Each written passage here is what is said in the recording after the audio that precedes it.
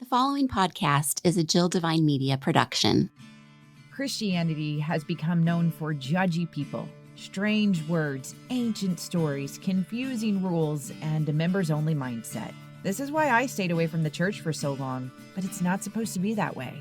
I'm Jill Divine, a former radio personality with 3 tattoos, a love for a good tequila, and who's never read the entire Bible. Yet here I am hosting a podcast about faith. The Normal Goes a Long Way podcast is your home for real conversations with real people using real language about how faith and real life intersect. Welcome to the conversation. Guys, it's good to be here with you. This is Ryan, and I'm here with Pastor Chuck Schlie here from Messiah. And if you've been listening to the podcast, you know that we're focusing on some new things. We've called it yes moments, and these are moments from sermons that when we hear them in our minds, we just think yes. Or if you grew up church like me, maybe the word is amen. This past month, our pastor here at Messiah, Chuck, had a teaching that just made me say yes. It made me say amen. I think I even said it on stage. Chuck was teaching on worship. And what Chuck said was specifically a quote from Eugene Peterson. And he said that if Christians only worshiped when they felt like it, there would be precious little worship. And he moved on and he shared this other quote from Eugene Peterson.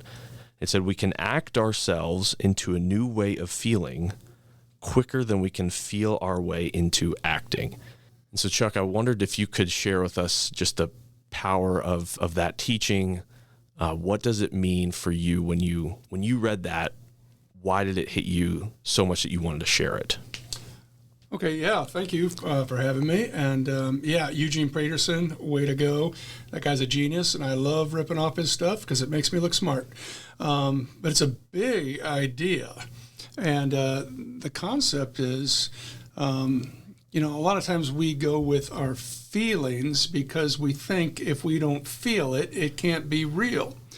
And the problem is, feelings come and go. And I like feelings. I'm not against feelings. Feelings are great. But when it comes to feelings are very fickle. They sometimes I feel this way. Other times I might not feel this way. And I think when it comes to worship, I would guess if I could put myself in other people's shoes, you kind of go, well, you kind of say to yourself, do I feel like going today? Do I feel like, doing that? Mm-hmm. And really, it's not a great question because half the time it might be, no, I really don't feel like it. Just like there's a lot of things in life where I really don't feel like doing it, but it's good for me if I do, such as, loving my spouse or going to work. Just 2 examples. Yeah. No, I feel like you could replace so much. Yes, not just worship, but that's what I use it for. If you only wanted to be a good dad when you felt like it, you wouldn't be a good dad all that often. If you only want to be a good husband or a good coworker when you felt like it, you wouldn't be good at those either. Right. When I was a student, I didn't feel like doing math or reading a book. But it's good for you, So I'm curious, why do you think worshiping when you don't feel like it is so important? Because I believe going through if you lead with commitment, like if you commit yourself, let's just say in marriage, to loving your spouse no matter what, your feelings will catch up. And I think it's the same way with worship. We might not feel like going because either, hey, I feel like sleeping in or I feel like doing something else. But if you want a relationship with God, you commit to worshiping Him. He says it pretty clear in His Word. Hey, this would be good for you if you spend time with me and with other people worshiping. It's a good thing for you, and it will nurture the relationship that we have. And so, if you let your feelings lead, good luck. Mm-hmm. And so, it's important to go with just being committed. And most good things happen out of a commitment. If you're committing yourself to raising kids or having a great marriage or moving up the ladder or fill in the blank, commitment is what actually will get the job done.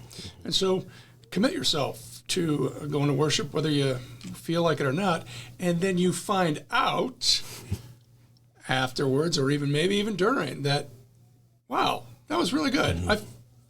I feel like that was a good thing for me to do. When you were sharing this story, I was just thinking of all the moments that I work at a church, and I've shown up on a Sunday, and there's sometimes this moment.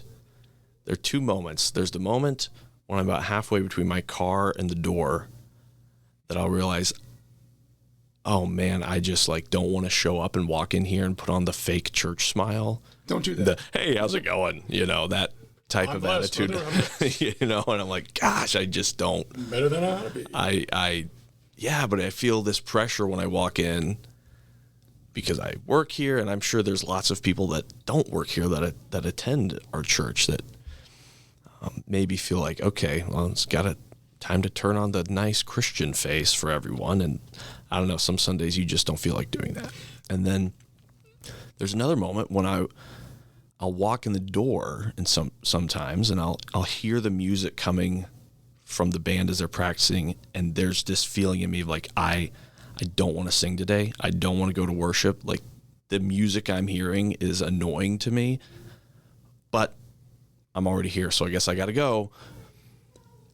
And then by the end of it, by the end of the service, by the end of the singing, by the end of the preaching, and when I'm there amongst other people, I'm like, oh, wait a minute. Now I'm so glad I came. I don't know. Have you ever had a... Exactly. Oh, sure I do. And that quote about if you are waiting for the right feeling to come, like, you might wait a really, really, really long time. It could be, a whole month before you feel like walking in the door. And you're waiting for this feeling. What Eugene Peterson was saying was, no, act. And the feeling will catch up to you. And you can get there a lot quicker if you just act and walk in the door.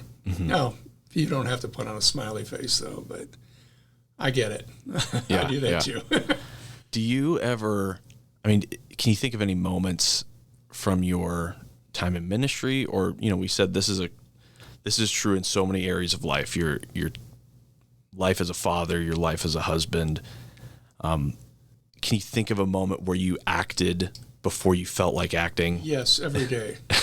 So I would say, I personally, funerals freak me out. I don't ever feel like doing a funeral. But they're important, and so I act. I personally don't really enjoy home visits. I really don't feel like going to lunch with people. I guess I'm an introvert at heart, so I don't. I would say hospital calls are not one of my favorite things to do. I don't ever feel like doing it. However, I will say, I'm going to say 100% of the time, after I do the funeral, after I do the home visit, after I do the hospital call, I always feel afterwards blessed and went, wow, that was really good. That was really good. I was glad I was there. I'm glad I did it. But if you would have asked me ahead of time, and if it was totally up to my feelings whether I wanted to or not, I wouldn't do any of those things. Yeah. Because they're kind of uncomfortable, and and they're hard because people are going through a tough time, and all of a sudden that's your job, dude. Yeah. I wonder if some of this feeling of I don't have to do it if I don't feel like it is hidden behind that word authenticity. You use that, right? Like, oh, I don't feel it, so it's not authentic, so I don't need to do it. But I wouldn't say that when you're doing a funeral or when you're showing up to church and you don't feel like it, that you're being inauthentic. I wonder if we maybe have a bad definition of authenticity, because I do understand. That's just a big word, especially for my generation. Yes, we use that word all the time. It's authentic, right? And authentic worship means that, it's not authentic if people don't have their hands raised. I don't know. We have these weird definitions of what authentic is. And it's all feelings based. But I actually wonder if a more authentic faith is the person that does it when they're not feeling it. A more authentic husband is the husband that loves their spouse even when they don't feel like it. Because anyone can do something when they feel like doing it. I mean, that doesn't make you special. Right. That's what makes you special and a good husband and a good father and a follower of Jesus is when you do the things you're called to do even when you don't feel like doing them. That was profound. And you're exactly right. Yeah. That was profound. Yeah. Perhaps the word authentic has been hijacked a little bit, and we get in our own head about, am I being real or am I not? And it's like, you know what? Do it. I don't, dads, you ever have to listen to your kid? When you really don't feel like it, you want to watch Sports Center, you want to do something else. Yeah. And you could just run this example 1,000 times over. And it's not that feelings are bad. That's not it. It's not one's bad, one's good. It's just which one is going to lead the way. What needs to lead the way is the commitment to whatever that something is. God, spouse, job, children. Not feelings. Feelings are great, but they need to take the back seat. That's all this is. Same way when it comes to worship. Yeah. When I think about it, okay, I can picture being in the crowd on a Sunday morning service, and I could look over and see a guy standing alone not singing or standing with his family not singing.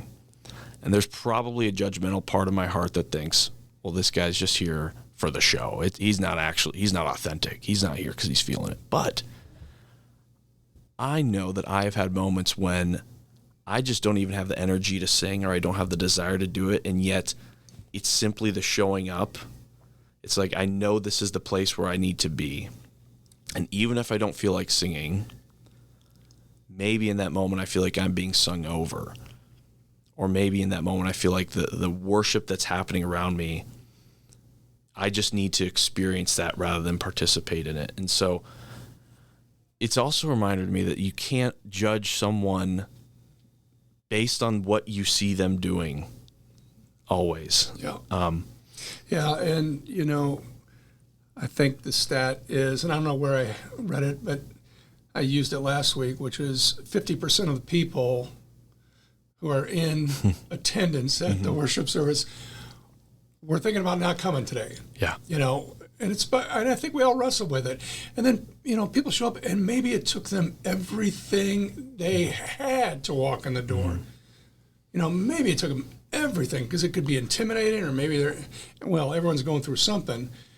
And maybe that was, the best I could do is show up and just stand there like a zombie. And that is the best he can do or she can do. Awesome. Awesome. And let God work the good and just be open and available to letting him catch those feelings up. Maybe the way to see this is that showing up and acting, showing up and worshiping when you don't feel like it, being a good father when you don't feel like it, being a good husband when you don't feel like it. It's a long game. What about forgiveness? Forgiving, jerks. Yeah. Who wants to do that? No. Who feels like doing that? Nobody. No one. But Jesus said, I don't care what and I said, the Bible wastes precious little time on the way we feel. That's a quote from Eugene Peterson again. And it's like, Jesus, not too concerned about if you feel like forgiving the one who hurts you or your enemy. No, he just says, do it. It'll be good for you. It'll be good. Yeah. Same way with worship. And it's a reminder that we're playing a long game here. Yes. That just because it's not this way this week, or just because that person's not feeling a certain way this week or next week or the week after, I always believe that what is their life going to look like in a year? I would rather them come for a year and look inauthentic and be transformed in God's timing than be guilted for not looking authentic and never coming back. And that reminds me of my dear dad, who's now in heaven. Can't wait to see him again. But when we grew up, we were an every Sunday kind of family. And let me tell you, I didn't feel like going. It was not that much fun. Not that church has to be fun, but not saying it doesn't have to. Yeah. Nothing wrong with fun too. But I didn't, as a child or as an adolescent or as a teenager, I didn't feel like going. But that was one of the best gifts my dad gave me, was that it is ingrained in me. Sunday, if I wake up and I'm breathing and my eyes are open, I got to worship. I got to. I know it's bad English, but I have to. Because that was just instilled in me. That's a part of my DNA now. It's something my dad, fostered in my life, and I'm really thankful for it. So now I know I'm a pastor, so it's a little bit different. They pay me to show up. But if I wasn't a pastor, I will tell you, I would be somewhere, if there's a worship service. I just would. It is just a part of my life. I have to. I have to give it, and I have to receive it. And my dad gave that to me because he didn't give us a choice. I'm really thankful for it now. Yeah. But I'll tell you, then, no. So maybe I just think about a pathway to, acting your way into the feeling. And so maybe if you think about it in a practical pathway sense, if you don't even want to show up to church, if that feeling is not even there, maybe you just show up for a few Sundays and you don't sing, but you just sit there and you listen and you participate and you let that worship service be a service to you, okay? But then after a few weeks, then you start singing, even when you're not feeling like it. So now you've shown up. After a few weeks of showing up and sitting and listening, then maybe you start singing. And then maybe, I don't know, in God's timing, taking those small steps of simply showing up and then starting to sing will act you into, oh my gosh, this is the best day of the week for me. And let God do the work on you instead of, I think if you just, act your way in the door, let the Lord, He loves you, and He wants you to be blessed and fed and feel good and all that. And so, maybe take a little pressure off how you're supposed to be, and just let Him do His thing, which is love you, and go from there. But excellent concept. And it's really big. And I tried to slow it down during that message. I'm like, I really want you all to get this. I even said it. I'm like, let's just slow down and read this again. Because, I'll leave you with this. We'll just say one more time. We can act ourselves into a new way of feeling much quicker than we can feel ourselves into a new way of acting. So if you were looking for a new way, maybe you're stuck and you're waiting for feelings, stop waiting. Get after it and act. And again, this is from Eugene Peterson. He wrote this great little book called A Long Obedience in the Same Direction. And I recommend it highly. Great book on discipleship in an instant society. Awesome. Thanks for the recommendation. Thanks for the good words, Chuck. Appreciate your time today. My pleasure. Thank you.